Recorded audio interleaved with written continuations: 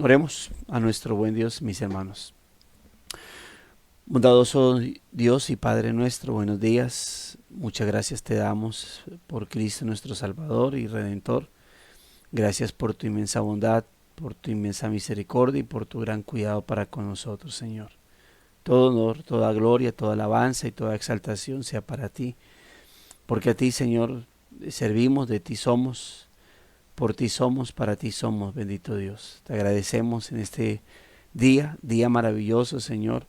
No por las circunstancias que nos estén rodeando, tal vez sean no agradables, tal vez sean llenas de tristeza, de amargura para algunos, Señor, luchando contra ella más bien, pero tú estás ahí presente, Señor.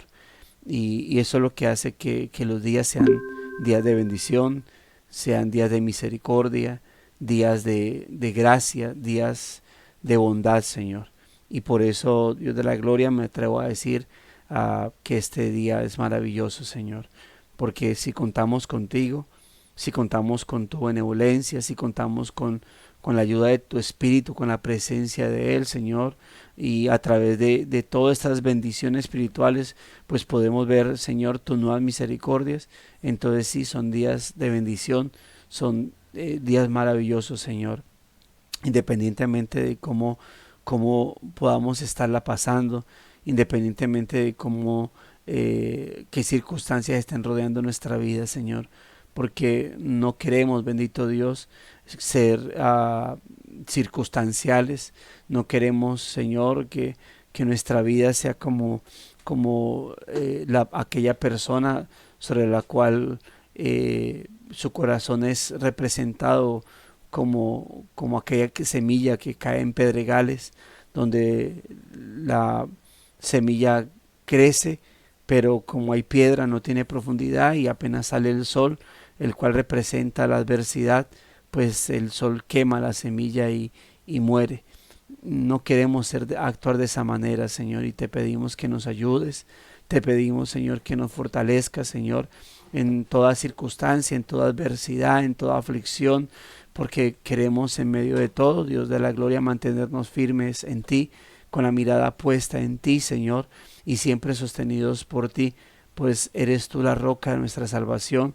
Eres tú esa roca inamovible sobre la cual nuestra vida debe estar cimentada, sobre la cual nuestra vida, Señor, debe estar fortalecida. Que aunque seamos nosotros una roca temblorosa, como lo estudiamos en cierta ocasión, Señor, y aunque nosotros seamos un manojo de temores, como tal vez lo veíamos ayer, tú si eres firme, tú si eres inamovible, tú eres esa firme ancla para nuestra alma, bendito Dios. Y es en ti en que nuestra vida debe hallar refugio, fortaleza y aliento, bendito Dios.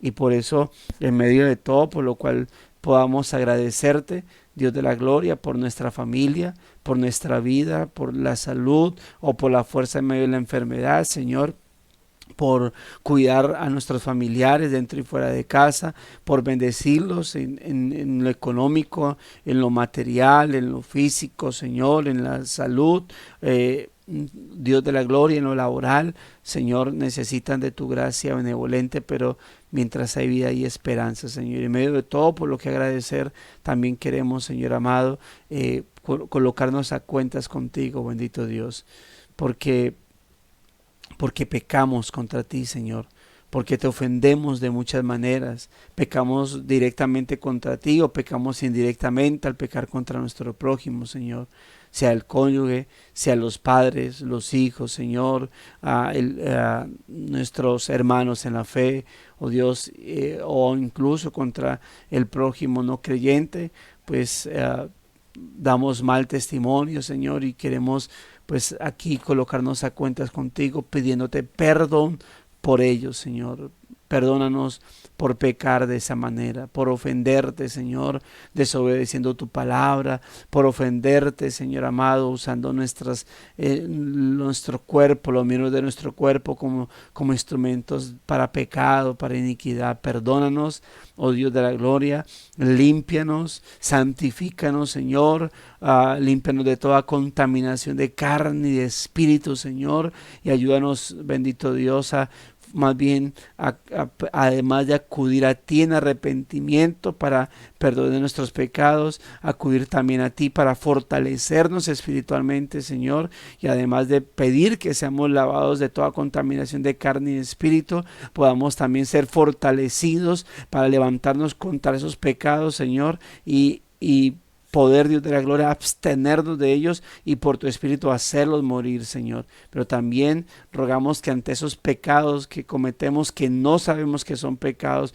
porque no los hemos discernido como tal, porque son pecados que tal vez han sido ocultos a nuestro discernimiento, pues podamos, Dios de la gloria, que podamos verlos como tal, discernirlos como tal y para también empezar a combatirlos como tal, Señor, como extranjeros y peregrinos que somos delante de ti, Señor. Aquí estamos, Dios de la gloria, y queremos, Señor, de entrada orar por nuestro hermano Diego, Señor.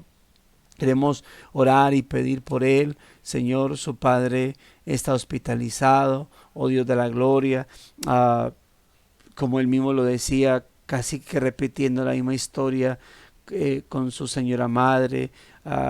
Tuvo un infarto, tuvo una caída, un golpe, en este momento está entubado, Señor, y te rogamos por el papá de nuestro hermano Diego, Señor. Es una situación dolorosa, Dios, como el apóstol Pablo diría con respecto a uno de sus colaboradores, Señor, cuando dijo que había enfermado, pero Epafrodito, pero que tú lo sanaste, Señor, no solamente teniendo misericordia de Epafrodito, sino aún de Pablo mismo, dijo él, no añadiendo dolores a sus tristezas. Oh Dios, tú sabes que hace poco nuestro hermano Diego perdió a su señora madre y, oh Dios, quieras tú no añadir dolor a eso, bendito Dios. Sabes que reciente, que ha sido muy doloroso para nuestro hermano, y rogamos, quieras tú, Señor, no, no llevarte a su Señor Padre, sino fortalecerlo físicamente, levantarlo de esa situación en la que se encuentra e incluso, Dios, poder mover a su Señor Padre a través de esto hacia tu evangelio, hacia tus caminos, Señor, para llevar una vida de arrepentimiento, de genuina entrega, Señor. Te pido, Dios, por él, que lo levantes de ese estado, pero obviamente eso te lo pedimos según tu perfecta misericordia, porque aunque no queremos, Señor, que se le añadan más dolores a nuestro hermano, no queremos imponerte nada, no estamos aquí como ordenándote algo. Dios guarde nuestra vida de tales actitudes, Señor, soberbias. Solamente pedimos misericordia, porque al final, si has de decidir hacer lo que tal vez no queremos o no quisiéramos que quisiera, Señor, sabemos que así también estás para fortalecer a nuestro hermano y dar la fuerza que él necesita para soportar cualquier sea la decisión que tome, Señor. Pero obviamente si pedimos salvación para el papá de nuestro hermano Diego y mucho consuelo para nuestro hermano Diego, fortaleza, esa paz que sobrepasa todo entendimiento, Señor, sobre la vida de nuestro hermano Diego Alejandro. Fortalécelo, te pido, aliéntalo, te lo suplicamos, Señor. Y asimismo, todo hermano que esté pasando por situaciones difíciles, por momentos de dificultad, Señor, sean graves o sean muy leves tal vez a la percepción humana, Dios, oramos que seas tú ayudando a mis hermanos y hermanas, Señor. Mira esas batallas que están lidiando, Dios. Tal vez para algunos espectadores como nosotros, sus batallas sean insignificantes, Tal vez para algunos de nosotros sus batallas no tengan sentido, porque tal vez para nosotros o desde nuestra perspectiva, pues no serían batallas, Señor, pero para nuestros hermanos sí. Y no, oh Dios de la gloria, nos detenemos en orar, porque puede ser que para ese hermano que esa batalla para mí no sea, mientras que para mí no sea, mis batallas o debilidades para él no lo sean, para ella no lo sean, Señor, y al final sería el mismo ciclo, pero que no caigamos en ello, Señor. Simplemente si nuestro hermano tiene una batalla, tiene una lucha, Dios, que no es la misma mía, porque para mí esa es fácil. Oh Dios, yo te pido, Señor, que lo fortalezcas, porque la misma situación Él debe estar haciendo, orando por mí, al orar por mis batallas, esas batallas que para Él no lo serían, Señor. Y de esa manera sobrellevamos los unos las cargas de los otros. Fortalece a mis hermanos, aliéntalos, susténtalos, levántalos, Señor. Alienta a mis hermanos y hermanas para que sus manos sean levantadas, para que sus rodillas sean afirmadas, para que sus corazones, Señor, sean elevados de ánimo. Y de esa manera, bendito Dios, puedan mis hermanos ser afirmados en ti, establecidos en ti. Aliéntalos, Señor, fortalécelos. Te lo rogamos, te lo suplicamos, Dios de la gloria, para que sean mis hermanos todos con la mirada puesta en ti, en el galardón, Señor, en la meta del supremo llamamiento de Dios, nuestro Padre, en Cristo Jesús, nuestro Señor y Salvador. Gracias, Dios mío. Gracias, muchas gracias. Te damos por Cristo Jesús, nuestro Señor y Salvador.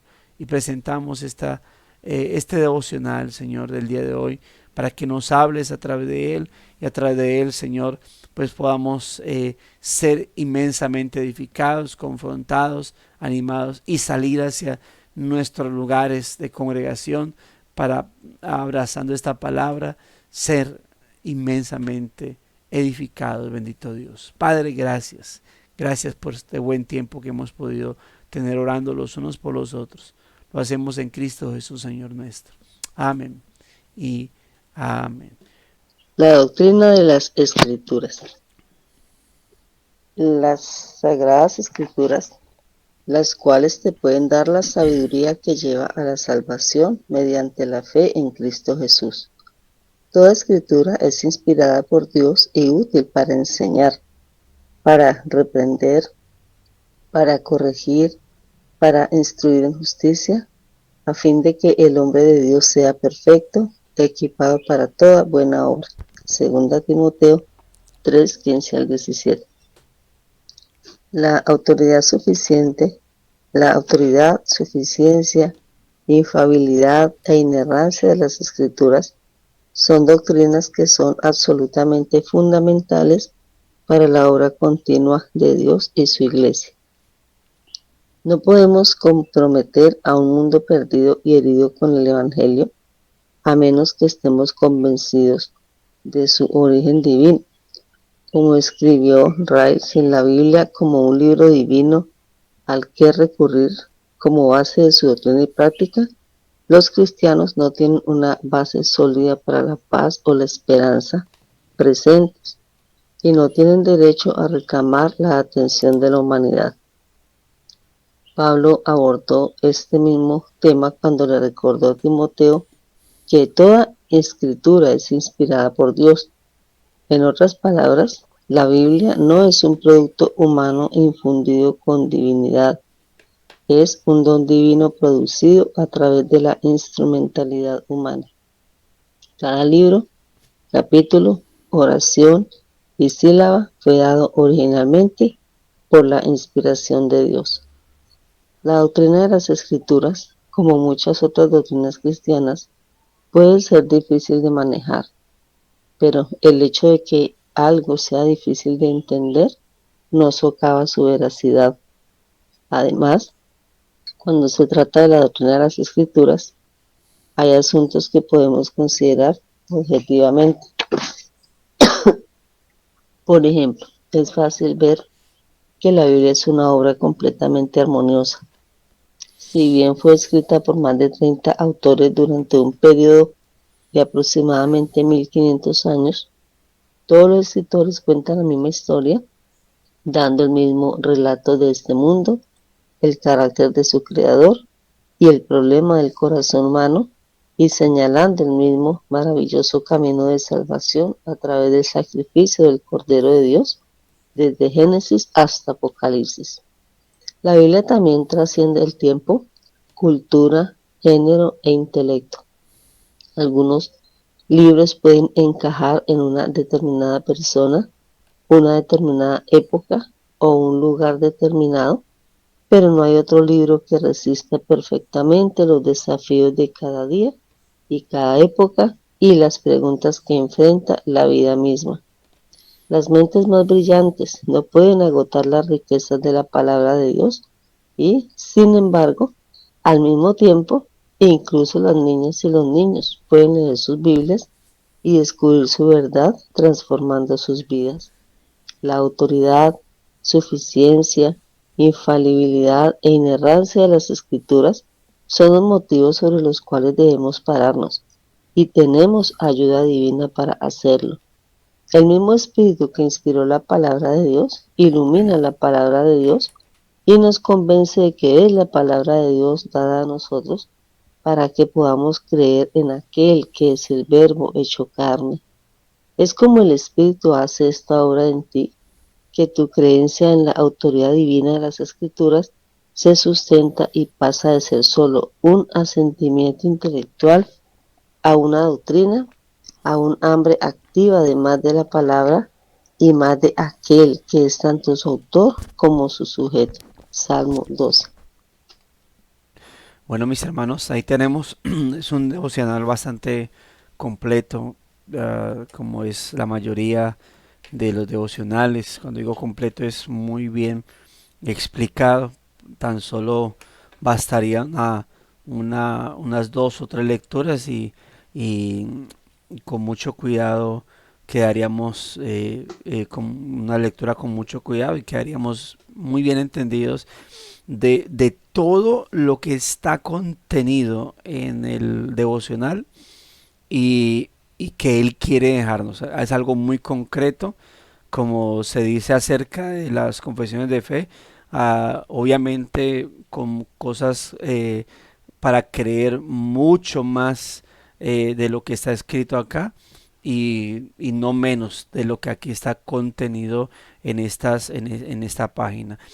Pero podemos ahondar un poco, ¿no? Un poco en lo que está escrito acá, empezando por el texto, ¿no? La manera en cómo el apóstol Pablo presenta o este texto en especial, dando a entender uh, de la utilidad, ¿no? La utilidad y como se diría la suficiencia de las santas escrituras, ¿no?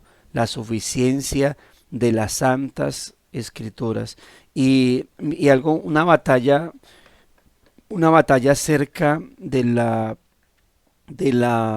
con la sola escritura que tienen los católicos, bueno, y con respeto si hay alguno acá en medio de nosotros, y es que ellos quieren cuestionar nuestra sola escritura, ¿sí? Y ellos dicen, quieren afirmar lo siguiente, o quieren decirnos o darnos a entender, preguntándonos si para nosotros la escritura son la única regla de fe para edificación nuestra. Y nosotros le decimos no.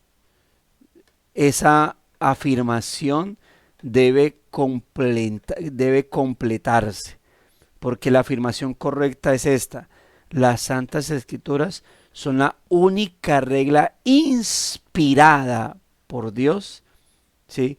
Que nos edifica, pero no son la única regla de fe, porque hay otros instrumentos que escritos sobre la base de las escrituras como única regla inspirada. Entonces, mis amados hermanos, sobre esa base es que nosotros podemos decir, ok, ahí sí podemos decir que nosotros somos guiados y dirigidos. ¿Por qué? Porque hay otros escritos que nosotros tenemos que se convierten en una regla de fe, pero la razón de eso es porque ellos están escritos sobre teniendo en cuenta que la escritura prima sobre ellos. Por eso, cuando nosotros afianzamos o afirmamos la sola escritura, la afirmamos sobre una verdad que debe estar anclada a la sola escritura y es la prima escritura. El hecho de entender que la palabra de Dios está por encima de cualquier escrito bíblico que nosotros tenemos. Por eso, por ejemplo, como bautistas, sé que mis hermanos presbiterianos tienen otros estándares de fe, pero como bautistas reformados particulares tenemos, por ejemplo, la Confesión Bautista de Londres de 1689. Tenemos el Catecismo Ortodoxo de Hercules Collins de 1680. Tenemos el Catecismo Bautista de 1690. Entonces, y esos tres escritos se convirtieron en las tres formas de unidad. Y lo digo como bautista particular porque antes estuvo el catecismo de Heidelberg, la confesión belga, y los cánones de Dort, como las tres formas de unidad, de una manera reformada general.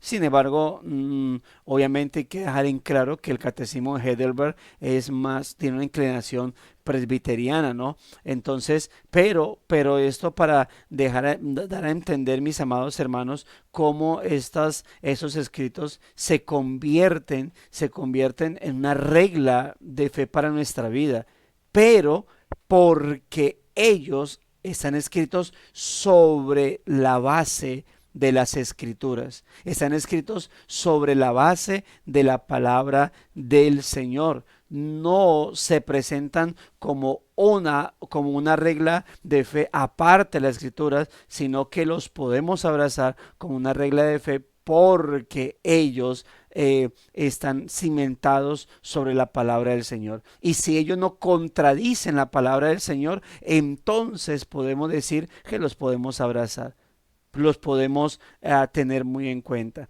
Pero las escrituras siempre están ahí. Ahora, note esto, porque cuando Pablo escribe a Timoteo y le dice las sagradas escrituras, las cuales te pueden dar sabiduría que lleva a la salvación mediante la fe en Cristo, tenga en cuenta esto, que cuando él dice las sagradas escrituras, aquí Pablo solamente se está refiriendo al Antiguo Testamento. A este punto, yo no sé cuántos escritos solamente paulinos tenía Timoteo. Ahora, lo más seguro que a este punto Timoteo tenía por lo menos dos escritos de Pablo. La primera carta y ahora la segunda carta, la cual obviamente es un escrito bastante tardío porque se cree obviamente que está escrito entre el 64 y 65 o entre el 64 y 66, que es obviamente previo a la pronta muerte del Señor, del apóstol Pablo, que estaba a puertas de ser decapitado. Posiblemente Timoteo conocía de los otros escritos, porque literalmente la segunda carta de Timoteo es el último escrito de Pablo. Y debido a que Timoteo había sido comisionado por Pablo a ciertas iglesias, pues de seguro Timoteo podía haber accedido a ciertos escritos en particular o los conocía. Pero no tenía todos los escritos que tenemos en el Nuevo Testamento. Así que Timoteo tenía algo muy seguro, y es que las escrituras del Antiguo Testamento son las que lo habían hecho sabio y por las cuales se obtenía salvación por la fe que es en Cristo Jesús. Así que lo demás, Timoteo lo tenía como la doctrina entregada vía oral, sustentada en el Antiguo Testamento que Pablo le había entregado. ¿Ve? No tenía un Nuevo Testamento como el que tenemos hoy en día, el cual existió a partir del siglo cuarto, ¿no? A mediados del siglo cuarto. Entonces, pero tenía la doctrina. Y luego dice al respecto de esas escrituras. Toda la escritura es inspirada por Dios. Ahora, claro que yo creo y claro que debemos creer que aunque a este punto y hora, cuando Pablo le escribe a Timoteo, no estaba escrito todo el Nuevo Testamento, sí, obviamente podemos saber que si Pablo está escribiendo eso con respecto al Antiguo Testamento, claro que abarca y alcanza posteriormente al Nuevo Testamento, a lo que hoy en día tenemos como los 27 libros neotestamentarios. ¿Por qué? Porque ellos fueron escritos sobre la base del Antiguo Testamento. Y note entonces que si el Antiguo Testamento te daba sabiduría para salvación por la fe que es en Cristo Jesús, cuanto más los escritos neotestamentarios que están escritos con mayor claridad cristocéntrica, con una mayor claridad totalmente enfocada en Cristo como el Señor y el Salvador. Ahora, luego dice que toda la palabra del Señor, claro, refiriéndose al Antiguo Testamento, y hoy en día que tenemos el Nuevo, claro, sin duda alguna, extendiéndose hacia todo el Nuevo Testamento. Toda la palabra del Señor es inspirada por Dios, inspirada por Dios. Solamente los escritos de las Santas Escrituras, solamente ellos son inspirados por el Señor. Por eso, yo les decía ahorita, ahora puedo mencionar acá la confesión de Westminster, la confesión bautista de fe, el catecismo menor de Westminster, el catecismo bautista, el catecismo de Heidelberg, el catecismo ortodoxo de Collins Collins, todos esos catecismos enfocados a estudiar a profundidad la palabra del Señor, sin duda alguna, son escritos bíblicos, pero no son inspirados por Dios. Ahora, son escritos que fueron iluminados a la luz de la palabra del Señor, y estos hombres los escribieron siendo guiados e iluminados por la palabra del Señor. Pero esos hombres no fueron inspirados por Dios. Los únicos inspirados por Dios, sobre los cuales se deposita el Espíritu Santo para escribir las palabras de Dios tal cual como Él mismo las hubiera escrito, solamente fueron los escritores. Ahora, pregunta, ¿esos escritores eran humanos? Sin duda alguna. Claro que eran humanos, pero la razón por la cual lo que ellos escribieron es santo, es sacrosanto, es porque fueron inspirados por Dios. Un acto milagroso, un acto extraordinario sobre la vida de ellos para escribir. Como diría alguien, si Dios hubiese querido escribir con su propia mano todo lo que Él quería que se escribiera y se plasmara en un libro, con su propia mano, así como escribió sobre las tablas de piedra, Él hubiese escrito tal cual lo que los hombres escribieron en esos pergaminos del antiguo pacto y del nuevo pacto, del antiguo y nuevo testamento, porque es su inspiración divina. Ahora, esta es la razón por la cual las escrituras, antiguo y nuevo testamento, tienen 4 utilidades en particular, y de esas 4 obviamente se pueden desprender otras utilidades más, pero las 4 utilidades principales, dice ahí: 1, útil para enseñar; 2, útil para reprender o redarguir, como dice la Reina Valera; 3, para corregir; 4, para instruir en justicia. 4 utilidades en particular. Ahora, cuando dice enseñar, obviamente es para brindar toda la información necesaria respecto de Dios. Toda la escritura, aunque inspirada por Dios, no contiene todo acerca de Dios.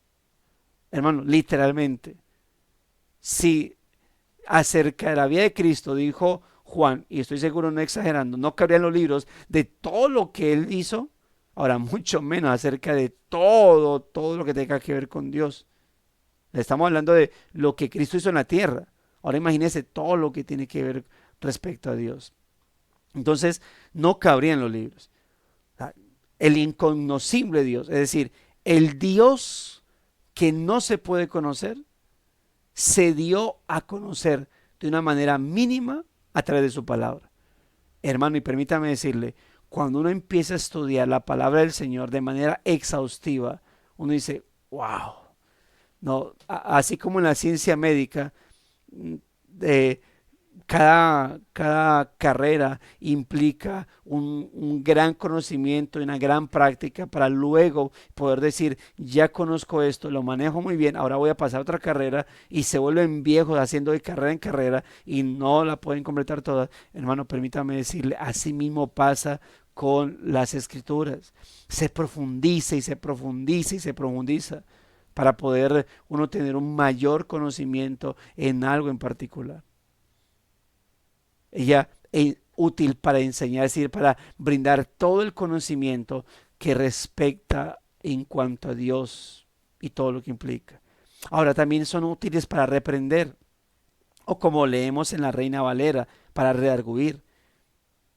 ¿Sí? Y este reprender o redarguir tiene que ver con mostrar el error, con mostrar en aquello en que se falla. Para eso es la escritura. O una de las utilidades de la palabra del Señor es decirle al hombre en qué está fallando, en qué está siendo transgresor ante Dios, en qué está pecando. En eso él de esa manera ya reargulle o reprende. Pero no solamente eso, lo he mencionado en otras ocasiones.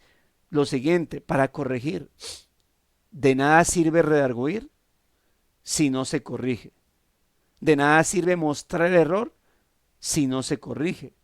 Hay mucha gente que le gusta rearguir o reprender, mostrar el error, decir en qué ha fallado, pero no mostrar la manera en cómo se puede reacomodar, porque eso es lo que hace la palabra del Señor. Redarguye, reprende, pero también corrige. ¿Cuál es la distinción? Y esto muestra, en la distinción muestra la importancia y el hecho de que estén conectadas como eslabones, porque si bien la escritura muestra el error, también te dice cuál es el camino a tomar. No te dice solamente estás mal, porque no ese es el camino, no esa es la forma de hablar, no es la forma de pensar. La forma de pensar es esta, el camino a tomar es este, la forma de hablar es esta, las acciones a llevar a cabo son estas. Y eso es corregir. Entonces, la escritura te da información, en medio de esa información acerca de Dios, acerca del hombre, acerca de la santidad, acerca del pecado, acerca del enemigo, acerca de su forma de actuar, acerca de cómo comportarnos con él, acerca de cómo es Dios, quién es Dios, cómo nos acercamos a él. En medio de todo esto te muestra el error, pero te dice, mira, por eso eres pecador, por eso eres transgresor. El camino es este. Y luego que te muestra el camino y se asume que la gente, que el hombre, que el ser humano toma ese camino, dice para instruir en justicia.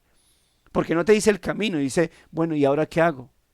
Ah, bueno, te voy a dar instrucciones de cómo debes comportarte en este camino, los cuidados que debe tener en este camino.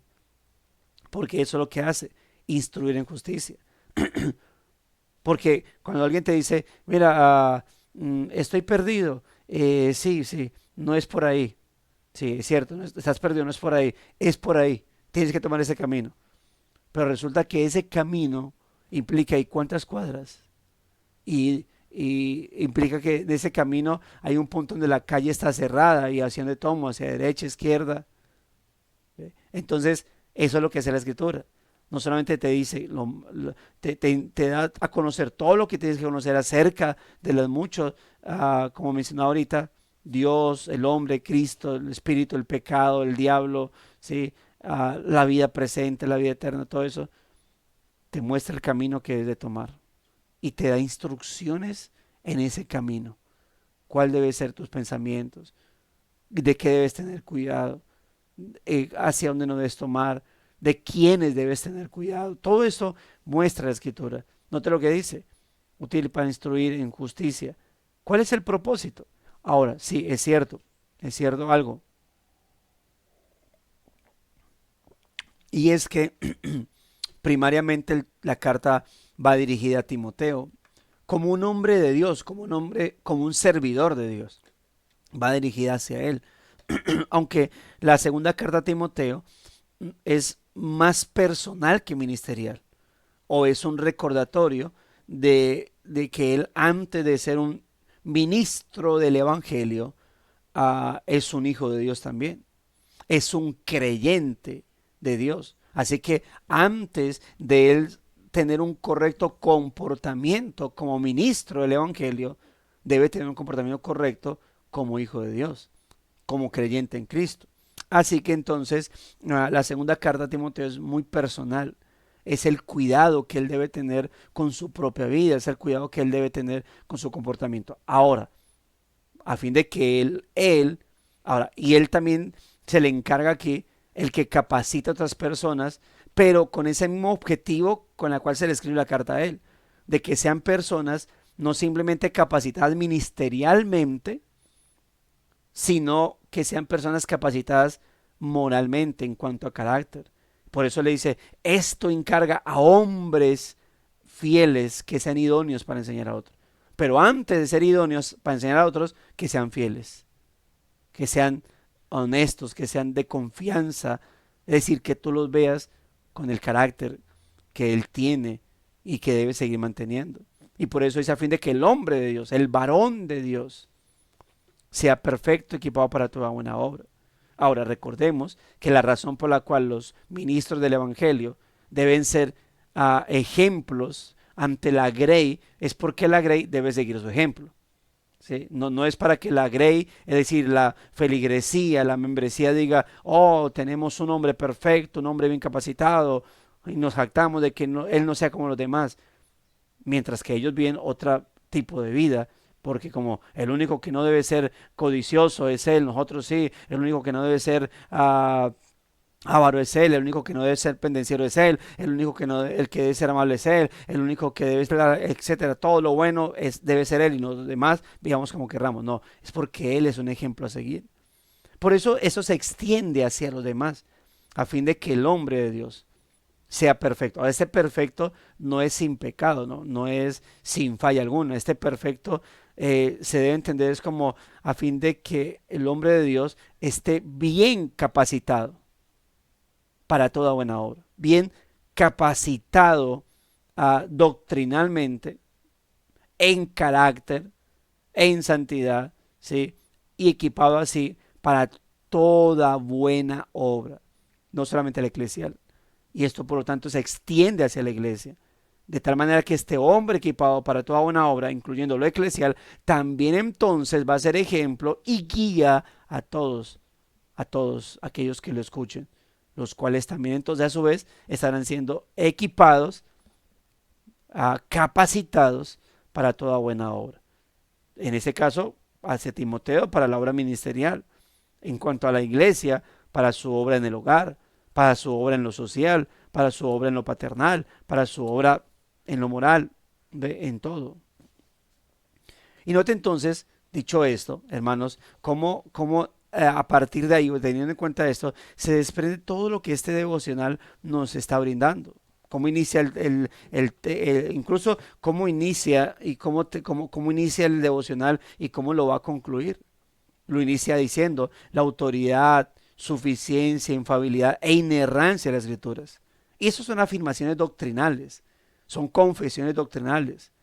Cuando habla de la autoridad, la suficiencia, infabilidad e inerrancia.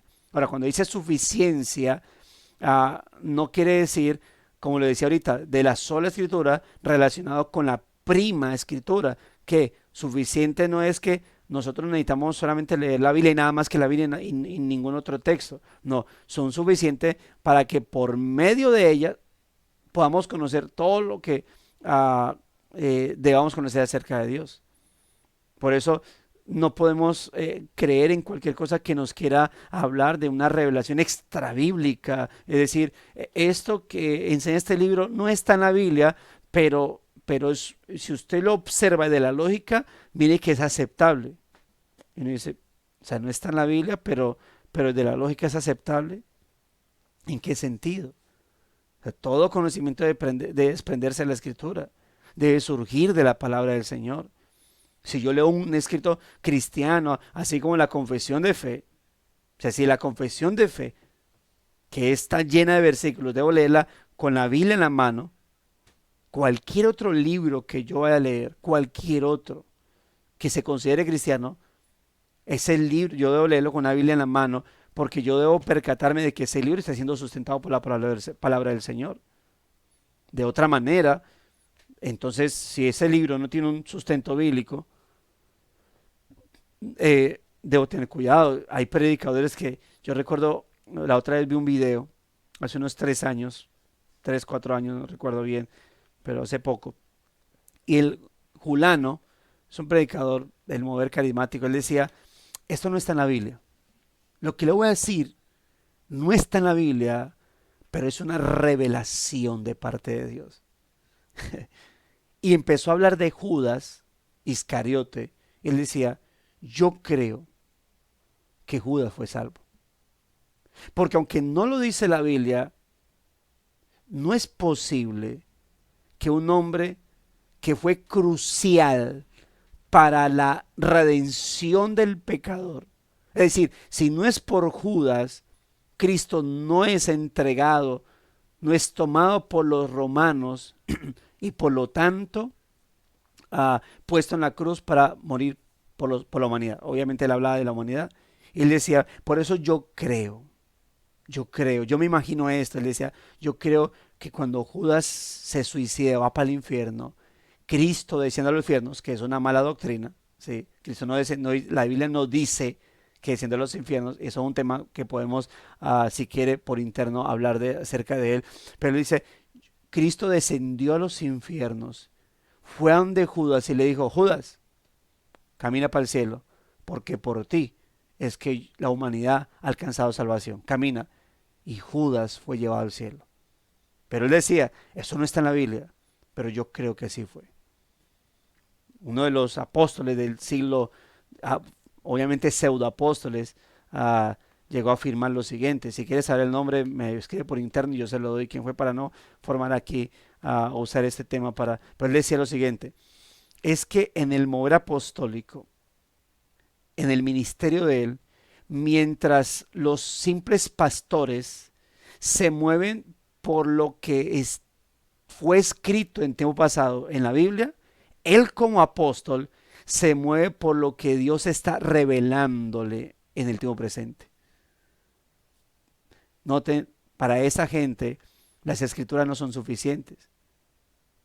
Una de estas también pseudo profetas llegó a escribir, escribió un libro acerca de la nueva revelación de Apocalipsis. Un escrito que ella dice que se complementa con el Apocalipsis de Juan, porque lo de Juan fue revelado en su tiempo pasado en la isla de Patmos, pero lo de ella es un Apocalipsis revelado en la era presente. Hermano, y aquí pudiésemos decir un poco de cosas. Para esa gente la escritura no es suficiente. O sea, no existen nuevas revelaciones del Espíritu que Él tenga, que Dios tenga que revelar para sumarle la palabra del Señor. Por eso son suficientes. Tienen autoridad y son ¿qué? Suficientes para nuestra vida. Y por lo tanto, tienen autoridad y son suficientes. ¿Sabe por qué? Porque son infalibles. ¿Qué es infalible? Que no falla. Que todo lo que está escrito ahí se va a cumplir. Por eso es infalible. Es absolutamente fiel en lo que dice. Es decir, es confiable de manera plena en lo que está ahí escrito. Ahí está. Decía alguien, la escritura dice que Dios tenía preparado un gran pez para que se tragara a Jonás y lo escupiera en Nínive. Pero decía este predicador, pero si la Biblia me hubiese dicho que Jonás se tragó un pez, un gran pez, yo también lo creo, porque es infalible. A ese punto, ¿no? A ese punto lo extendía. Hay gente que en la teología liberal, hoy un tema con los milagros acerca del Señor en el Antiguo Testamento, en el Nuevo, quieren buscar explicaciones. No, no es que se abrió, es que fue que se congeló, no es que pasó esto, es que pasó aquello o lo otro. Y bueno, no es que fuera una parálisis desde el nuevo nacimiento, es que era una parálisis temporal y en ese momento la providencia del Señor, en el momento en el que esa parálisis se le iba a quitar, es donde se conecta con la voz de Dios y por eso cuando el Señor le habla, ¡pum!, en ese momento ya la parálisis era temporal y ahí ese momento se quita y por eso es lo milagroso, ¿no? Que se conecta la voz del Señor con la providencia, con el momento exacto. No, no es que se puso en dos, que se estaba congelando en ese momento cuando iba pasando y cuando ya terminó de pasar, ¡pum! Punto, era el momento donde se descongelaban todas las aguas y ya todo se ahogaba. O sea, no es nada milagroso, simplemente eventos que en la casualidad divina se conectaban y por eso pasaba lo que pasaba. ¿Ve? Pero es lo que buscan. No, la escritura es infalible, es decir, absolutamente confiable. Y por eso es inerrante también. ¿Qué es inerrante? No tiene errores. No tiene errores. Ahora, yo sé que a través de los tiempos la gente busca mencionar la dificultad de la palabra del Señor, que al traducirse a idiomas y al traducirse, al final entonces terminan manifestando ciertos errores. Y sí, es cierto, hay Biblias que por eso no son traducciones, sino que son transliteraciones, es decir, hay gente que ha hecho la Biblia desde este punto de vista. Voy a traducir lo que yo entiendo para que la gente pueda comprender mejor. Y hay Biblias que no son traducciones literales del texto original al texto, a, al texto a nuestro idioma, sino que son más bien traducciones, pero con el objetivo de, venga, yo le escribo lo que yo entiendo del pasaje. Y entonces cuando alguien no me traduce la Biblia del original a mi idioma, sino que me escribe su concepto, entonces yo estoy dependiendo es de la interpretación de esa persona. Estoy dependiendo de lo que para él significa ese texto. Por eso, con el respeto de todos ustedes que también tengan algunas Biblias, para mí, esas Biblias, palabra de Dios para todo. Biblia, lenguaje sencillo. Biblia, palabra al día. Todas esas Biblias que son transliteraciones son peligrosas porque lo que hace, mis hermanos, es simplemente ponernos a leer Biblias, entre comillas Biblias, que en realidad son interpretaciones personales de textos en particular. Entonces tengamos cuidado, porque eso obviamente ahí no estaremos leyendo la Biblia como tal, sino simplemente interpretaciones o comentarios de versículos hechos por el hombre. Y perdemos la esencia de lo original. Es bueno tener traducciones que vienen en su mayoría. Por eso yo les recomiendo siempre a los hermanos para estudiar la Biblia, tengan Biblias de diferentes traducciones. Biblia Reina Valera del 60, Reina Valera de 1995. Hoy en día está la Reina Valera, creo que es del año 2000 me parece, 2020, no sé, que está conectada con la traducción de 1960, pero con un lenguaje actualizado. No el vosotros, sino el ustedes, cosas así por el estilo. No el soy, sino son, cosas así, ¿no? La Biblia de las Américas o la Nueva Biblia de las Américas. Para mí me vale la nueva versión internacional a la par de las otras, la Biblia Jerusalén. Bueno, hay Biblias, la Peshittá para el Nuevo Testamento. eh, Hermanos, todas esas Biblias que nos pueden ayudar a comparar más bien entre textos y textos. Textos y textos, decir, cómo está, qué palabra utiliza aquí, qué palabra utiliza acá, que estas Biblias juegan con los sinónimos, entonces nos brindan sinónimos que nos ayudan a dar un mayor entendimiento. Sin embargo, en medio de todo, a pesar de que esto pueda pasar, hermano, hay algo que le digo esto. Yo, yo creo en la obra de Dios en la preservación de las escrituras. Creo que la Biblia, por ser la palabra de Dios, a pesar de todos esos ataques e intervenciones humanas en las traducciones, al punto de que no sean traducciones literales, sino transliteraciones, sean dinámicas o como sean, creo que Dios preserva su palabra. Así como Dios preserva a su pueblo, a sus elegidos, los cuales no van a reducir ni aumentar en número. Con mayor razón creo que Dios preserva su palabra, porque es su palabra. Y con todo y todo que el hombre quiera meter su mano en ella, no va a permitir que sea totalmente dañada. Por eso llego al punto, ¿no? De cómo la Biblia trasciende a través de los tiempos. La armonía perfecta. fue escrita por unos 40 autores de diferentes tiempos. Pero cuando usted lee esos y diferentes tiempos, hermano, llevan años de separación entre escritor y escritos. Pero cuando usted mira el hilo conductor, ¿sí? La línea melódica, como se llama para estudiar cuando estudia la predicación expositiva, entre esos libros, usted va a encontrar que se conectan, se conectan, se conectan. Un hilo que pasa desde Génesis hasta Apocalipsis. Obviamente esto es cuando se estudia de manera ordenada, de principio a final, cada libro. Y usted lo va a encontrar. En algunos es más difícil que otros, pero los va a encontrar desde Génesis a Apocalipsis. Y todo tiene que ver con la redención del hombre a través del sacrificio de Cristo, con la gloria de Dios en la redención del hombre a través del sacrificio de Cristo. Así es, todo tiene que ver con la gloria de Dios en la redención del hombre mediante el sacrificio de Cristo. Ahora, la redención del hombre operada por el Espíritu Santo, ¿sí? A través del sacrificio de Cristo. Esto sería, le estoy diciendo lo que sería la línea melódica que atraviesa Génesis y Apocalipsis. La gloria de Dios en la redención del hombre, ¿sí? A través del sacrificio de Cristo, el cual es aplicado por el Espíritu Santo. Hermanos, llegó el punto último, otra vez en el último párrafo, la autoridad, suficiencia, infalibilidad e inerrancia de las Escrituras son los motivos sobre los cuales debemos pararnos y tenemos ayuda divina para hacerlo. O sea, esto, la Biblia, hermano, tenga en cuenta, no es un asunto de intelectualismo, de cuán fácil usted comprende, sino cómo el Señor a través del Espíritu ilumina su vida, hermano. Cuando lea la palabra, por eso primero ore a Dios y ore pidiendo la iluminación del Espíritu Santo, para que sea quien lo guía, quien lo ilumina, quien lo convence y quien lo, obviamente, como dice, como estudiamos al principio, quien le enseña, redarguye, corrige e instruye en justicia.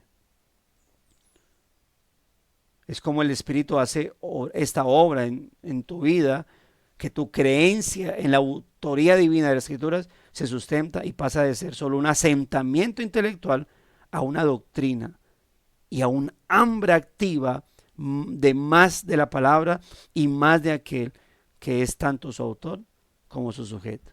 ¿Ve? ¿Sabe por qué la Biblia, amados hermanos, es tan importante, tan precisa en cuanto a lo que nosotros podemos estudiarla y por qué tiene esa perfecta armonía en ella? Porque aunque la Biblia fue escrita por más o por algunos 40 autores, escritores,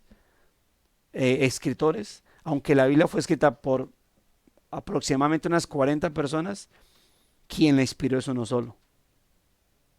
Quien la inspiró es uno solo. La escribieron varios, pero el autor es uno solo. La escribieron muchos en diferentes tiempos, con diferentes edades, diferentes temporadas, pero quien la inspiró es uno solo. Y por eso la Biblia, cuando se estudia de manera correcta, de manera ordenada, se observa esa armonía entre ella misma, de libro con libro. De tal manera que incluso vemos en el Nuevo Testamento hombres citando textos del Antiguo Testamento en un cumplimiento profético. Hermanos, que el Señor nos ayude cada día a comprender la palabra de Dios, pero con la ayuda de su Santo Espíritu. Vamos a orar a nuestro Señor. Hermanos, recuerden, estuvimos al principio orando por la vida de nuestro hermano Diego, su Señor Padre. También me recuerda en este momento, antier, estuve hablando con el hermano Carlos Vargas, que ha estado ausente también porque ha tenido su Señor Padre, el cual creo, si no recuerdo mal, me dijo, tiene 95 años, hermano, y pues ha estado también hospitalizado con algunos problemas en particular. Entonces, entonces, mis amados hermanos, para que estemos orando también por el papá del hermano Carlos, por el papá del hermano Diego y por esa fortaleza y sabiduría para ambos en el actuar. Sí, que el Señor sea dando consuelo y pues quiera Dios siempre darnos paz en medio de lo que Él hace. pero quiera Dios también operar de manera milagrosa, ¿sí? Conforme a su perfecta voluntad. Entonces, para que estemos orando en ello. Vamos a orar, hermanos, para quedar despedidos en nuestro tiempo devocional y vayamos y terminemos de preparar para tomar camino hacia las iglesias en este día del Señor. Oremos, hermanos. Padre bondadoso, te agradecemos por tu inmensa bondad y misericordia, por tu gran cuidado, Señor. Gracias por permitirnos, bendito Dios, el estar acá delante de ti, Señor. Queremos honrarte, glorificarte, exaltarte, Señor. Ah, te pido, Dios, que, que en tu gracia seamos fortalecidos y alentados. Que en tu gracia seamos siempre afirmados. Una vez más, Señor, como lo oramos por el hermano Diego, ahora por mi hermano Carlos, Señor, y por todos aquellos que están pasando una situación bastante difícil y necesitan de tu consuelo, Señor. Dáselos, Dios, como dice tu palabra, que tú eres Dios de toda consolación. Dáselos porque el mismo consuelo con que ellos son consolados, Señor, con ese mismo consolarán a otros, Dios, y los guiarán hacia Cristo, el Consolador, el otro Consolador, hacia el Espíritu Santo, ese Consolador dejado para animarnos en este peregrinaje, Señor, hacia ese Dios de paz que eres tú, Señor amado. Padre, ayúdalos, ayúdalos, Dios, ayúdalos para que puedan seguir perseverando en esta vida de adoración y exaltación a ti. Padre, que este día sea un día de gran adoración, Señor. Hoy es un día donde tu iglesia ya se reunió o se está reuniendo, se va a reunir para adorar y exaltar, Señor, aún a tu nombre, bendito Dios. Y te pido, Dios de la gloria, que seas tú fortaleciendo y alentando, Señor amado, la vida de mis hermanos. Guarda los caminos a sus iglesias cuando tomen lugar, o si ya lo tomaron rumbo hacia Él, cuando tomen rumbo hacia ellos, Señor. Y permíteles, junto con los hermanos que están reunidos, tener un gran tiempo de adoración y exaltación, Señor. Que sea un gran tiempo de fraternidad, un gran tiempo de coinonía, oh bendito Dios. En tus manos, Señor, los encomendamos, Señor. Gracias, Dios de la gloria, por este buen tiempo y que puedan recordar este devocional al momento de estar leyendo y estudiando tu santa palabra, para que sea de gran edificación para sus vidas, Señor. Gracias, gracias por este buen tiempo. Te damos en nombre de Cristo Jesús, Señor nuestro. Amén y amén. Mis amados hermanos, gracias y paz a sus vidas. El Señor les continúe bendiciendo. Nos veremos, si Dios lo permite, mañana, misma hora, mismo canal. Gracias y paz a todos, hermanos. Bendiciones. Amén. Bendiciones. Amén.